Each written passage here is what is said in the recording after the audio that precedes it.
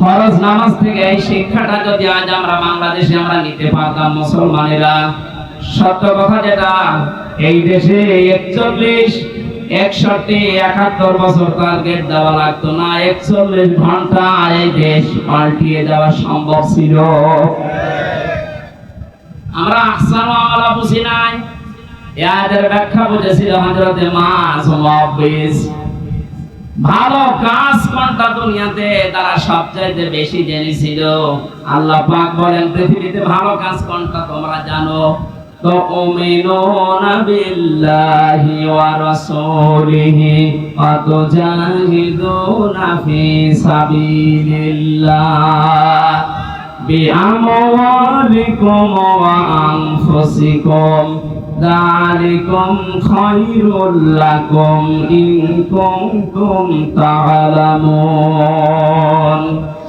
আল্লাহর প্রতি বিশ্বাস করো, রাসূলের প্রতি বিশ্বাস আনো, আর এই দুইটা দাবি সামনে রেখে জান আর মাল দিয়ে আল্লাহর দ্বীন জমিনে কায়েম করার জন্য চেষ্টা চালাও। যালিকুম খায়রুল লাকুম, আল্লাহ বলেন এটা ভালো কাজ। এটা কি কাজ? আরো জোরে বলেন। তাহলে এই পৃথিবীতে যত ভালো কাজ আছে, 1 নাম্বার ভালো কাজে জমিনে আল্লাহর দ্বীন দাঁড় করানো। বলেন এটাকে দুনিয়াদারির কাজ, রাজনীতির কাজ, মানুষের কাজ, বিভিন্ন রকম উদাহরণ দিয়ে আপনি এখান থেকে কেটে পড়তে চান। অথচ আয়াত যারা ব্যাখ্যা করেছে, যারা বুঝেছে, তাদের দিকে তাকালে দেখি এটা যেহেতু বুঝেছে ভালো কাজ, ছোট মানুষ 11 বছর 13 বছর, তারপর আল্লাহর জমিনে দ্বীন কায়েম করার জন্য হাঁটুর উপরে, হাত পায়ের গোড়ালির উপরে ভর দিয়ে হলেও তারা উৎসাহ হয়ে দেখিয়েছে যে আমি এই পরিমাপে এসে গেছি।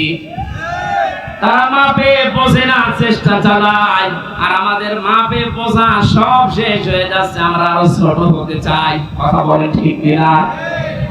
আমার আল্লাহ আমাদের সবাইকে যেন সাহাবায়ে কেরামের মতো আয়াত থেকে ভালো কাজ কোনটা এটা বুঝে দুনিয়ায় মেনে নেওয়ার তৌফিক দেন। বলেন আমিন। এটা শুধু পুরুষের জন্য না, নারী পুরুষ সবার জন্য আপনার জীবনের যেন টার্গেট হয়ে যায় এটা। এই জমিনে কি করে আল্লাহর বিধানটা কায়েম করা যায়? সত্য কথা এইটাই, আল্লাহর বিধান যতদিন এই জমিনে কায়েম না হবে, যতই দুআ দরুদ পড়ি না কেন, কোনদিন এই জমিনে শান্তি কাঙ্ক্ষিত সম্ভব না। বাবা চালিয়েছিলেন দেশটা, আমরা দেখিনি, মুরব্বিরা দেখেছে। স্বামী চালিয়েছিল, চাচা চালিয়েছে 9 মাস 9 বছর, বউ চালিয়েছে, আপা চালিয়েছে। এখন শুধু দেখতে বাকি আছে কোরআন দিয়ে দেশ চললে কেমন দেখা যায়। কথা বলা লাগবে।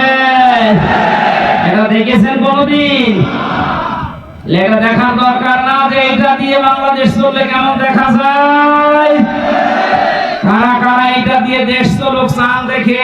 লিল্লাহি তাকবীর।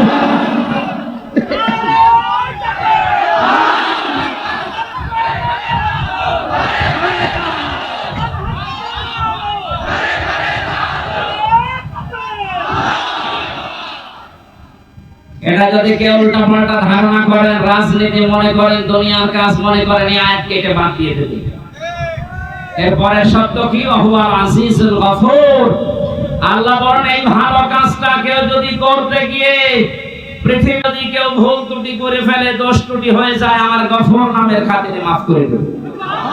আর যদি কেউ চালাকি করে এই কাজের সাথে, কেউ যদি মানুষকে নিজে চালাক মনে করে, না এর ভেতরে আমি নেই, দুনিয়ার কাজে রাজনীতি, আমি কিন্তু তার জন্য আজিজ হব, আমি পরাক্রমশালী, যদি ধরি পরে ছাড়বো।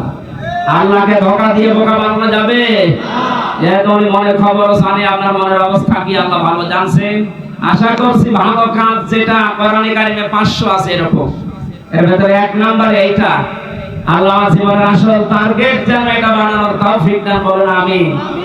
সম্মানিত মা বোনেরা, জান্নাতে যাওয়ার জন্য যে 4টা কাজ নবীজি আপনাদেরকে দিয়েছেন, ফরজ নামাজ 5 ওয়াক্ত, এটা জীবন গেলেও ছাড়া যাবে না। মেয়েদের সন্তান যখন দুনিয়ায় আসে, যদি মাথা বের হয়ে যায়, এরপরও মেয়েদেরকে তোলার ভেতরে বিছিয়ে দিয়ে নামাজ পড়ার তাকিদ দিয়েছেন নবীজি।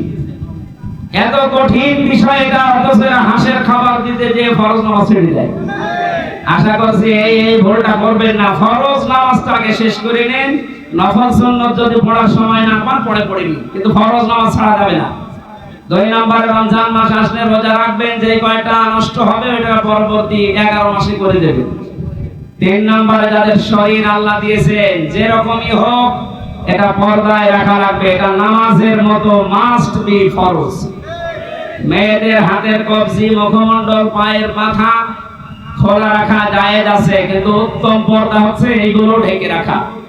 4 নম্বরে স্বামী যাদের আছে জায়েজ কথাগুলো মেনে নিয়ে তাদের খেদমতে খুশি রাখা। নবীজি বলেন 4টা কাজ যদি মেয়েরা করতে পারে, আঞ্জাম দেয়, জান্নাতের 8টা দরজায় আমি আল্লাহর নবী বলছি তার জন্য খোলা থাকবে।